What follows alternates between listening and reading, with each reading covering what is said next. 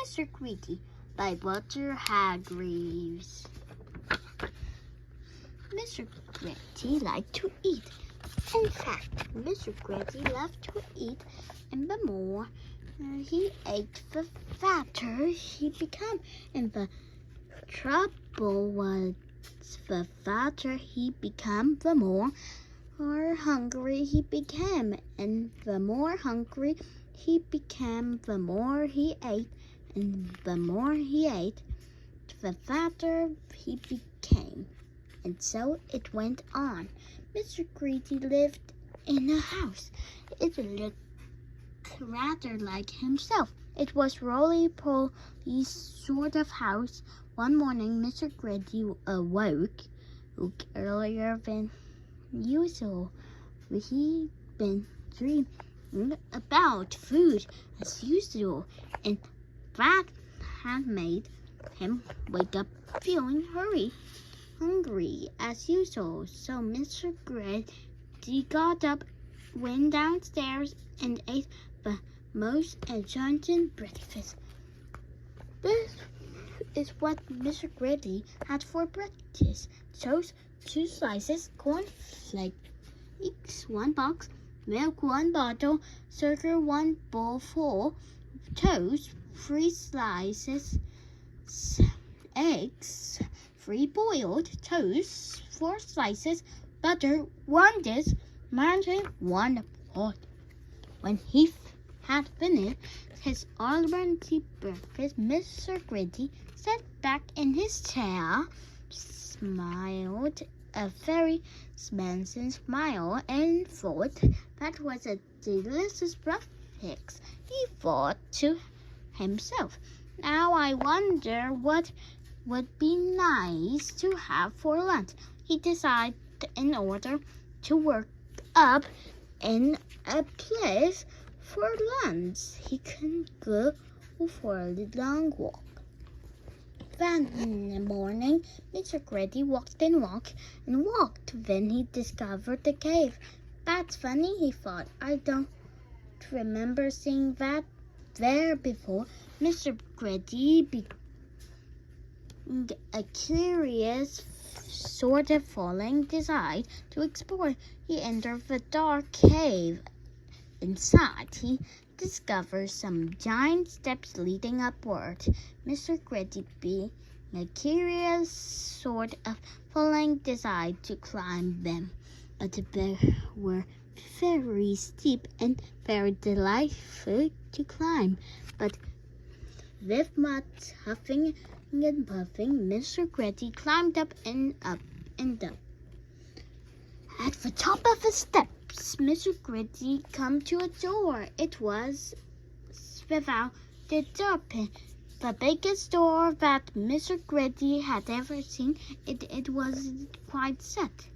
Mr. Greddy, being curious, sort of falling, decided to see what was on the other side of the door. So Mr. Greddy squeezed himself through the crack in the door, and there before him he was an amazing sight. The biggest room in the world.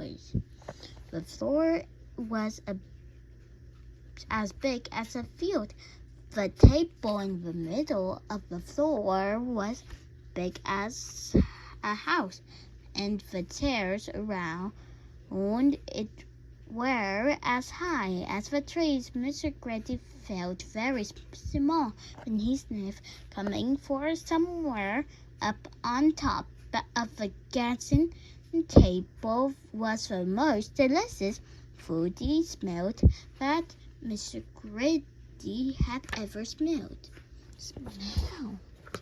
Mr. Greddy sniffed again, and then he decided that he must get up onto that table, so he began to climb up the leg of an enormous chair. It was divided, and it took a long time, but exactly Mr. Greddy stood on the table. Everything was longer than life. The salt and the pepper were both bigger than Mr. Greddy.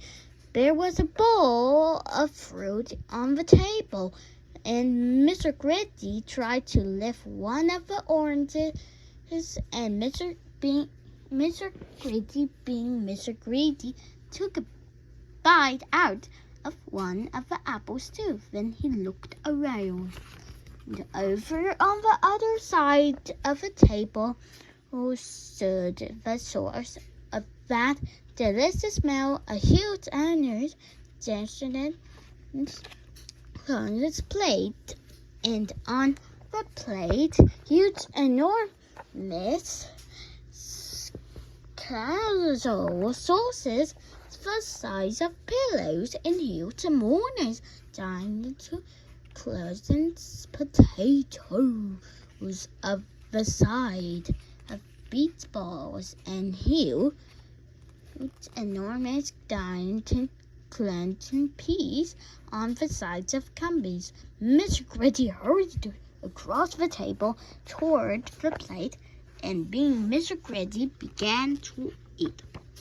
Suddenly, a saddle fell across the plate, and Mr. Greddy found himself being picked up by a giant hand and looked around into the eyes of a real live giant.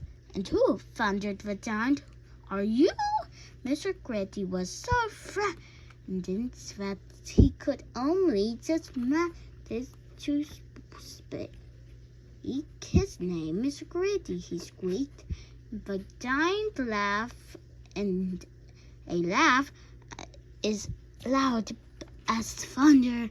"Greddy by name and Greddy by nature," he bellowed.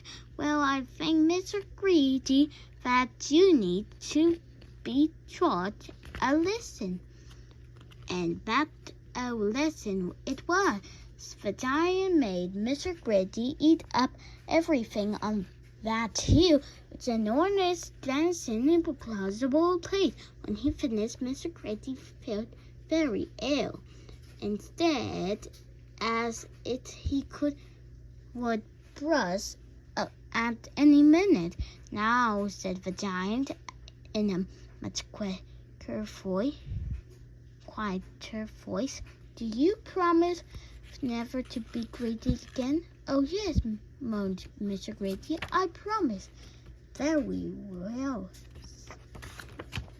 said the giant. "Then I will let you go." Mr. Greddy climbed down from the table and went out through the door, feeling very fat and mental. And do you know, from that day to this, Mr. Greddy has kept his promise. And do you know something else as well? Mr. Greddy doesn't look like he's used to look anymore. He knew how it looks like this. What I think suits him a lot better. Don't you?